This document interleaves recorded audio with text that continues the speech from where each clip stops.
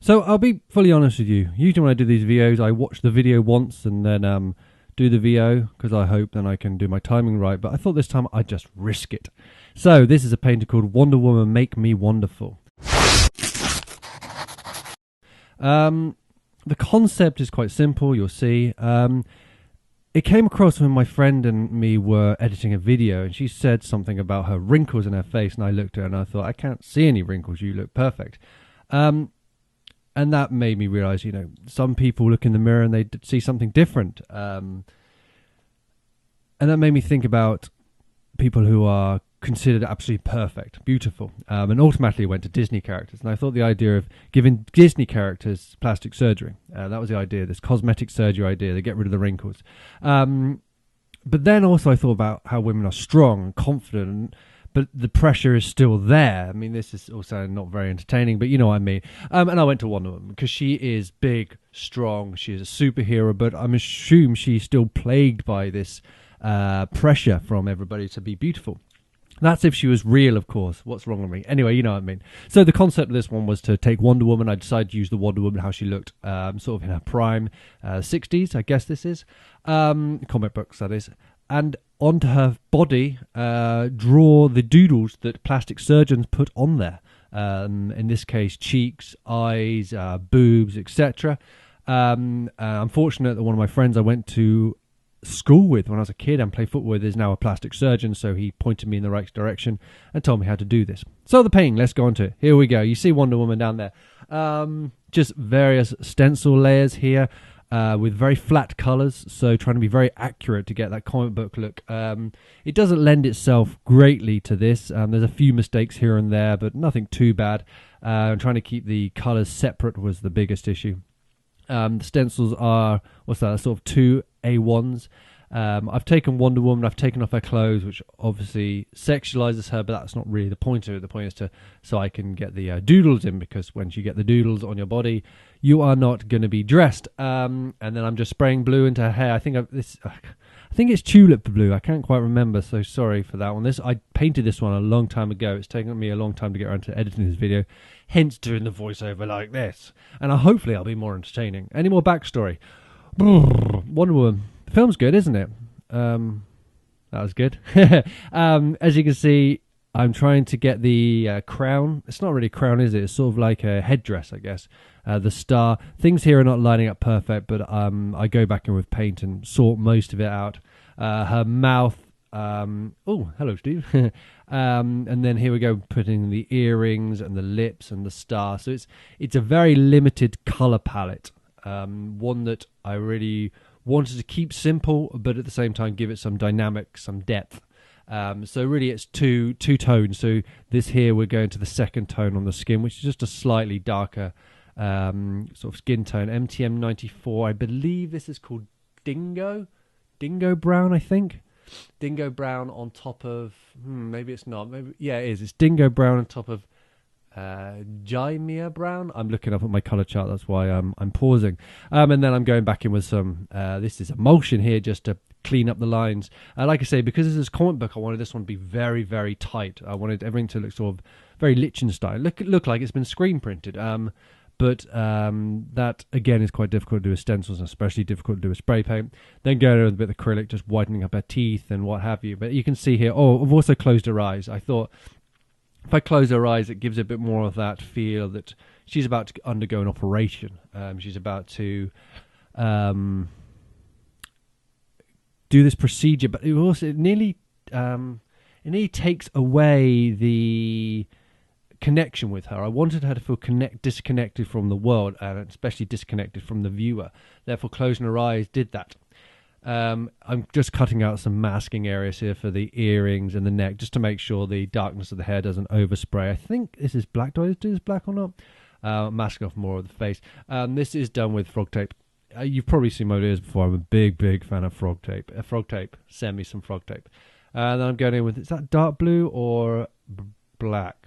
Looks like a very dark blue. So I'm going into the hair with a very dark blue. So the hair is 3 tones. Tulip blue, then I think it's tulip blue middle, and I guess that's tulip blue dark. And then we're going with the very last layer, which is the black.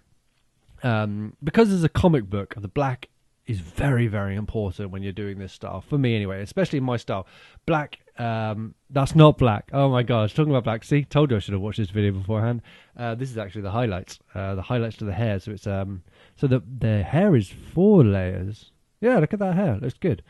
It's such a long time ago since I've done this. So back on my black rubbish. I do the black later on.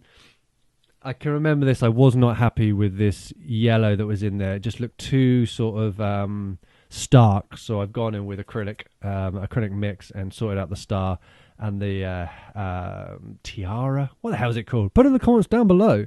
And then just neatening up the face with a bit more acrylic. What do I say?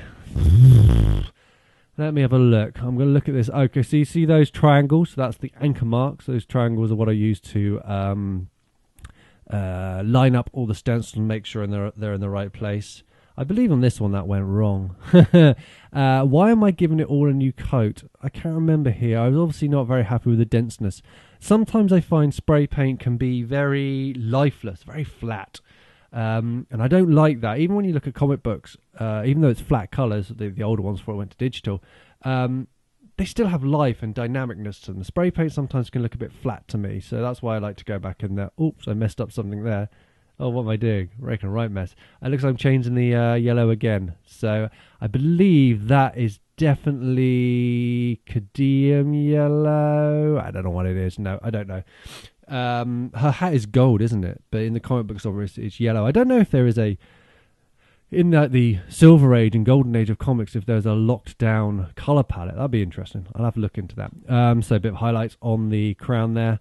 I don't know what I'm doing here. What am I doing in the black? Black. So the black, as I've said before, or as I tried to say that I messed up, the black is very important in my style and very important when you're doing a comic book, because the black acts as two things. It acts as the shadow to all the colours, and it also acts as the way to define everything and give everything detail.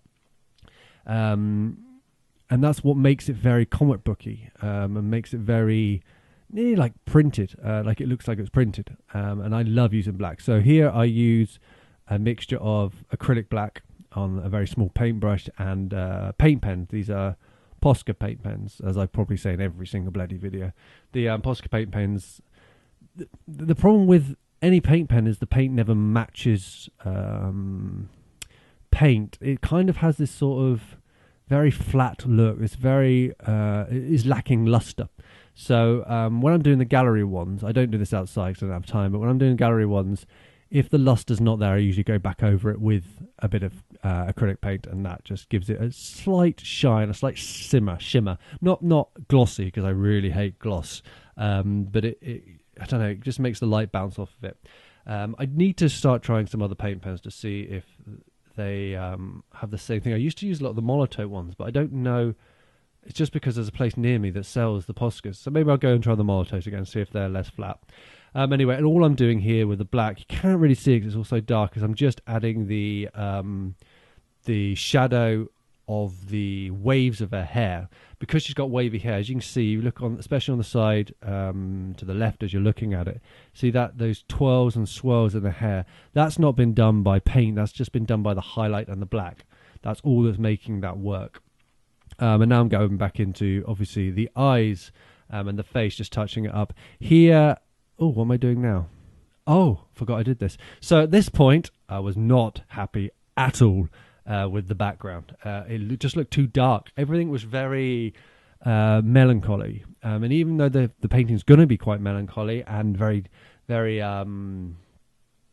sort of, not dark, but a satire, I guess, a satire. I didn't want it to look gothic. I didn't want it to look like this is a horror movie piece. So I decided to redo the background. Now, the easiest way to redo the background is spray paint, but obviously you need to mask everything off. So here I've got the trusty old frog tape, and I've just masking around her whole face. Masking around her whole face. There's Katie. She's just gone.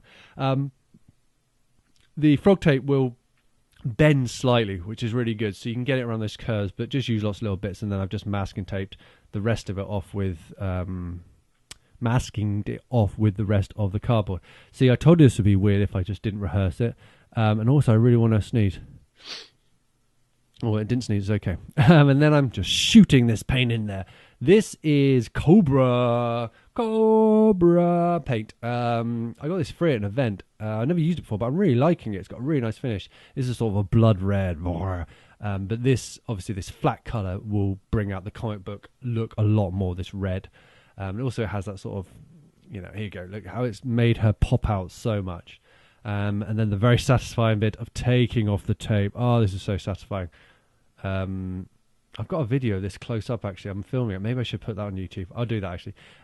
Really satisfying to take it off. And then we're going back in with the Poscas to get everything detailed. Firstly, we're starting on the mouth. The mouth there was a very interesting way in the old comics where they drew the mouth. The teeth used to just fill the hole. They never had definition of the, each individual teeth or tooth, which would look a bit stupid. But they have this sort of, there's no black in it, it's white. And then obviously this sort of the bum lips, as I call them. I've got a hat on. It must have been chilly this day.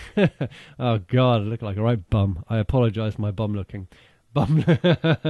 Oh, dear. What am I doing? Now we're going back in, going around the whole of her with a much thicker paint pen. Again, just to pull her away from the background, make her look more comic book-like.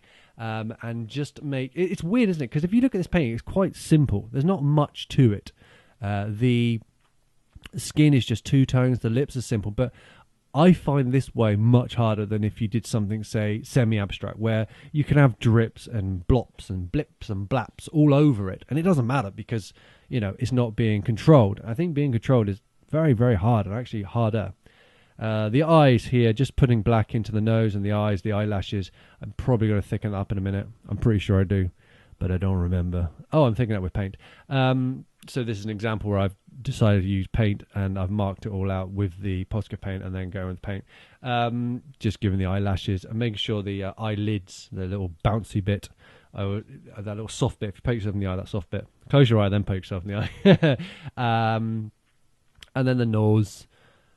Just not much to say about that. You can see what I'm doing. It's all pretty self-explanatory. Now we're going to get on to drawing in the medical marks. And these are all correct bar one. And also, once I've done these, I do change them slightly again, but for some reason I didn't film it, so I'll show a still at the end. You can just see all I've done here really is marking it with a Posca pen. I've marked the cheeks, the jowls, the neck, the boobs, the sternum, and there's some like CL, is it centiliters? Yeah, markings. So I need to explain what all these things are. So the ones at the top are brow lifts, as you can see. That's to lift the brow up.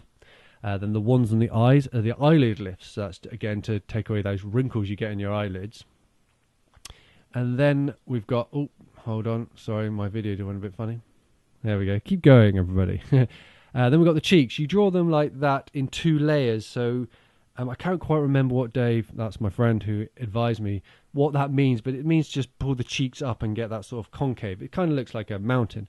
The chin, now the chin is wrong. The chin is not how you would draw anything to do with the chin. That would be from the side. So this marking on the chin is definitely more of a cosmetic surgery, say Botox and things like that. That would be the marking for Botox. So that one's actually inaccurate, and I'm very sorry, but it needed something there. Then the neck, that's the lines where you would take out sort of that turkey neck. That indicates the turkey neck. What was the program? Waddle. A Waddle. That was that. Ally McBeal, wasn't it? Showing your age, Steve. And then we go down to the boobies. That cross there is to mark the central sternum, and then you have the two boobs there, and I took out the other arrows. I've only got one arrow now, and this is a boob lift, but also a boob, it sounds weird saying boob so much, a breast lift, and the other breast is 380 cc's. That's the amount of fluid, I believe, that needs to go into that breast to make her the same size as her mate. Does that make any sense? So that's what they all mean. It's a boob lift, a boob enhancement to make them both the same size. The sternum is just, I think, just a medical mark for knowing where to cut and drill and hack. Well, that's her. There she is. That isn't my Wonder Woman. Make me wonderful. This painting, even though it looks quite simple, was an absolute son of a bitch to do. I don't know why. I think it's because I cared an awful lot about this concept, especially after my friend said, about her wrinkles and me not seeing them, it struck me. It stuck with me, that sort of concept of when you look in the mirror and you don't like what you see, you can find out firsthand what it's like to be me. So putting that concept onto Wonder Woman and making sure it's all medically correct was very important, and that took a couple of Skype calls with my friend Dave. So anyway, there she is. I hope you enjoyed this video. I hope this rambling, which, like I said, was not rehearsed, is not too rambling, even though I'm rambling now. I better go. Anyway, please comment, tell me what you think, like, share, all that gubbins, and I shall see you in the next video. Bye!